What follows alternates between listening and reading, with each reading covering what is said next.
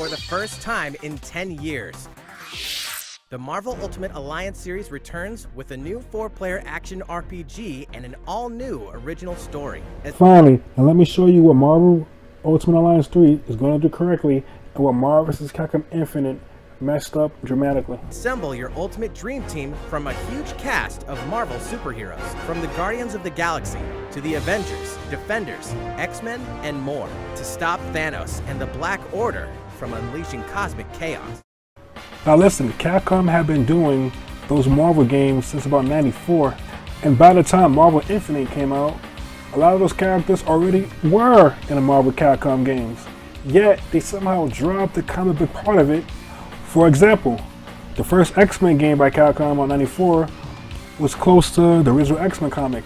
Marvel Heroes game was based off the original Infinity Gauntlet, and Marvel vs. Capcom is actually based off of the Onslaught series in the mid-90s. The characters also sounded like the cartoon counterparts that was on TV at the time. Okay, so you're not going to borrow from the comics, or at least the cartoons based on the comics. Could you at least borrow from the movies? They didn't even do that in Infinite. How did they fail to capitalize on Infinity War, one of the biggest movies of all time? Ultimate Alliance 3 is going to do what the other two games did. Capitalize off the actual characters based on the comics. Why is that important? Because the movies are based on the comics. When a person looks at Marvel Infinite, they don't see the Marvel characters that they know. Not based on the comics, not based on any children's cartoons, not based on the movies. It looks like a phone game. The presentation for that game is terrible, while the presentation for this game is immediately perfect. They also freaking did it.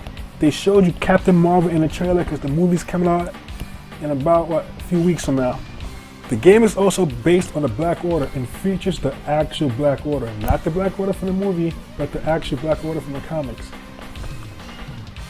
Which is the way it should be. Now that the movie Infinity War is so well known, they could do a story based off the actual comic book version of the characters and people will know what was going on. They even have Supergiant there who wasn't in the movie. It will also be coming out in the same year as Endgame, and it's coming exclusively on the Nintendo Switch. They freaking did it correctly.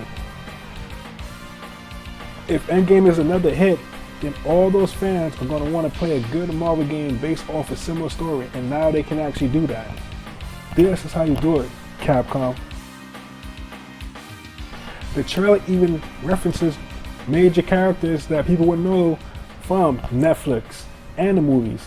It references X-Men, Guardians of the Galaxy, Avengers, the Defenders, the Netflix Defenders they referenced, and they showed Venom.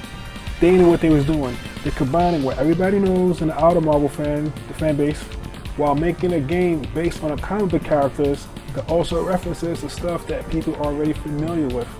That's how you're supposed to do it. That's how the Capcom games were. The majority of the time, Marvel was making fighting Capcom games. I don't know who's in charge of Infinite, but they dropped the ball. And hopefully Ultimate Alliance 3 is a success and Capcom can sit back and learn how to properly make a Marvel game that caters to the Marvel fan base, both the comic fans and the fans of the movies and the cartoons. You know, how it used to be. Alright, this is Panther 7, Poppin' Smoke. Stay gaming.